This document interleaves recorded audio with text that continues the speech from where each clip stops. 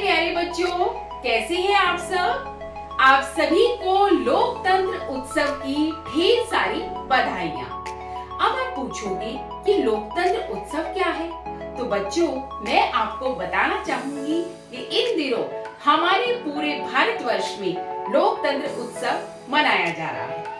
ये दिन है चुनाव के और हम सभी भारतवासियों को ये अधिकार है कि हम वोट के द्वारा, मतदान के द्वारा अपनी सरकार स्वयं चुनेंगे। तो सोचो बच्चों, हम सभी भारतवासियों के पास इतनी बड़ी ताकत है, तो प्रत्येक भारतवासी को कितना बड़ा अधिकार दिया गया है। लेकिन बच्चों, इस अधिकार को प्रयोग करने के लिए निम्नतम आयु 18 वर्ष है, यानी जिन नागरिकों की आयु 18 वर्ष हो चुकी है वे चुनाव में अपना मतदान दे सकते हैं।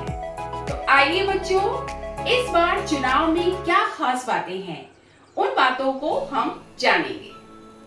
प्यारे बच्चों, इस बार के चुनाव में खास बात ये है कि इस बार हमारे मतदाताओं की संख्या पहले के मुकाबले कहीं ज्यादा है और उसमें भी युवा वर्ग, हमारे नौजवान सबसे आगे हैं।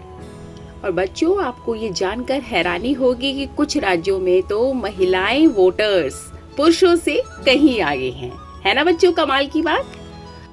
और बच्चों, एक खास बात, पूरे देश में कुल 7 चरणों में होंगे चुनाव। इसी के साथ साथ दिल्ली में चुनाव दिनांक 25 मई को है और मतदान का समय है सुबह 7 बजे से लेकर शाम 6 बजे तक।